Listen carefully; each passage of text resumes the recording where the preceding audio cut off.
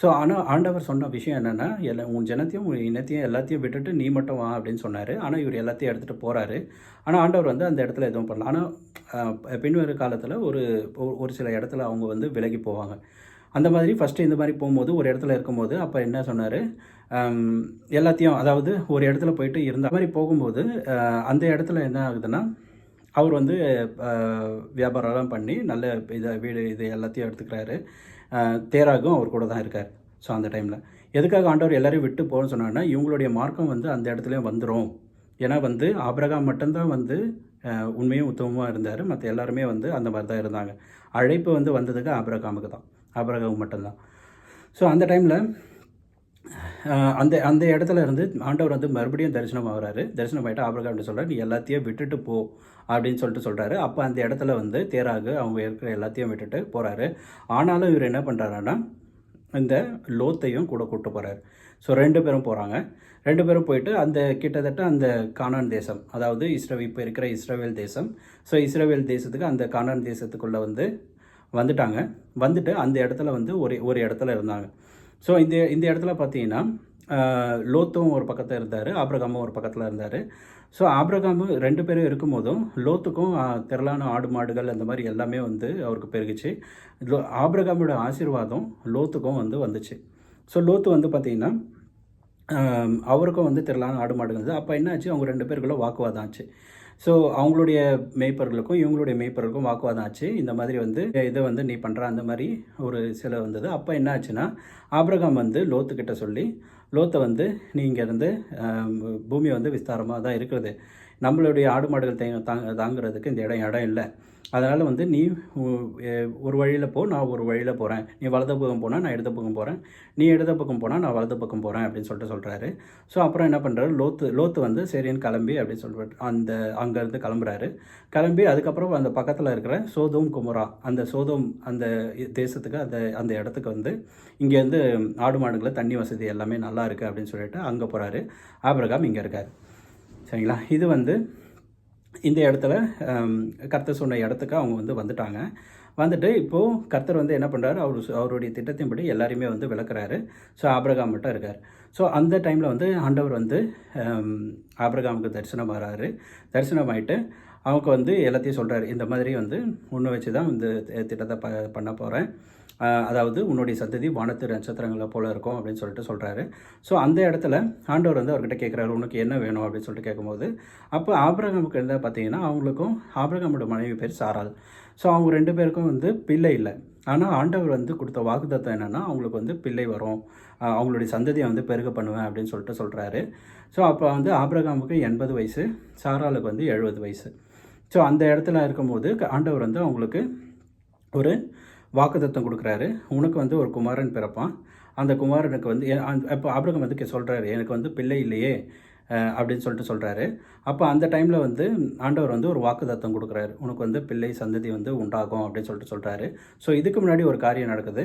இதுக்கு முன்னாடி காரியம் என்னென்னு பார்த்தீங்கன்னா, ஆபிரகாமுக்கு பிள்ளை இல்லை அப்படின்னு சொல்லிட்டு என்ன பண்ணுவாங்கன்னா, அவங்களுக்கு வந்து சாராளுக்கு வந்து ஒரு அடிமை பெண் வந்து ஒருத்தங்க இருந்தாங்க. அவங்க பேர் ஆகார் வந்து எகிப்திய பொண்ணு, எகிப்தில் இருக்கிற ஒரு அடிமை பெண் அப்படி இருந்தாங்க. இப்போ இந்த சாரால் என்ன பண்ணாங்க, இவங்க சந்ததி வந்து திரளான, அதாவது ஆபிரகாமுக்கு நிறைய சொத்து அது எல்லாமே இருந்துச்சு. ஸோ அதை பார்த்துக்கிறதுக்கு யாருமே இல்லை அப்படின்னு சொல்லிட்டு இந்த சாரால் என்ன பண்ணாங்கன்னா, அந்த ஆகாரை வந்து இவருக்கு கல்யாணம் பண்ணி வச்சாங்க. இவங்களாவது சந்ததி வரட்டும் அப்படின்னு சொல்லிட்டு அவங்க கல்யாணம் பண்ணி வச்சாங்க. ஸோ கல்யாணம் பண்ணி வச்சதுக்கப்புறம் அவங்களுக்கு வந்து ஒரு பிள்ளை பிறக்கிறாங்க. அவங்க பேர் வந்து இஸ்மவேல். சரிங்களா? இஸ்மவேல், ஆகாருக்கு பிறந்த பெண் தான் இஸ்மவேல். ஸோ அதுக்கப்புறமா தான் கர்த்தர் வந்து இவங்களை சந்தித்து என்ன வேணும் அப்படின்னு சொல்லிட்டு கேட்குறாரு. ஆனால் வந்து ஆபிரகாமுக்கூட வாக்குத்தத்தம் பண்ணப்பட்ட பிள்ளை வந்து இன்னும் வரல.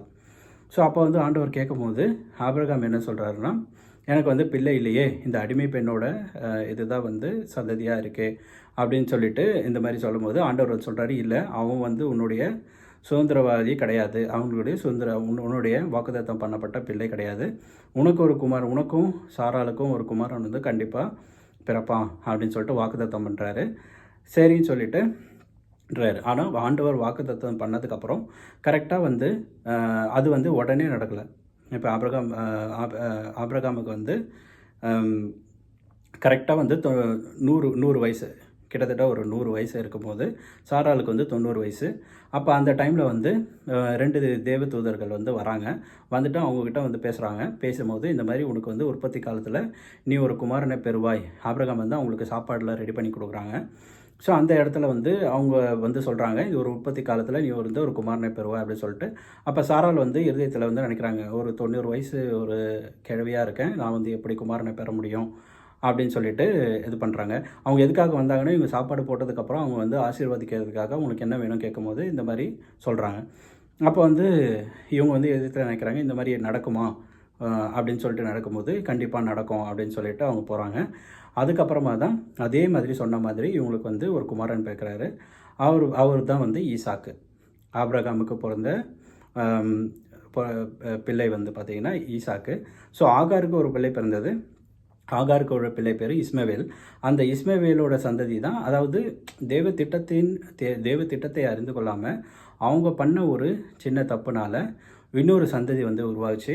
அந்த சந்ததி இஸ்மவேலர் சந்ததி.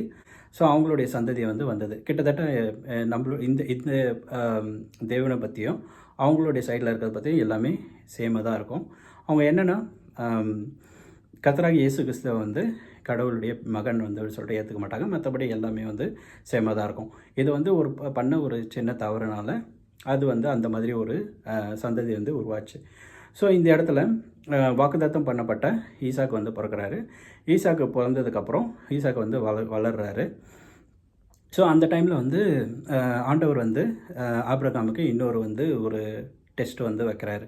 அதாவது என்ன பண்ணுறாருன்னா, அவனுடைய மகன் ஈசாக்கை வந்து ஒரு நாள் வந்து சொல்லிவிட்டு, இந்த மாதிரி நீ என்ன பண்ணு, மோரிபா தேசத்துக்கு போயிட்டு அங்கே நான் குறிக்கிற ஒரு மலையில் போயிட்டு ஈசாக்கை வந்து தகன பலியாக எனக்கு கொடு அப்படின்னு கேட்குறாரு. அவருக்கு இருந்தது ஒரே ஒரு பிள்ளை, வாக்குத்தத்தம் பண்ணப்பட்ட பிள்ளை, தகன பலியாக கொடு அப்படின்னு சொல்லிட்டு கேட்குறாரு.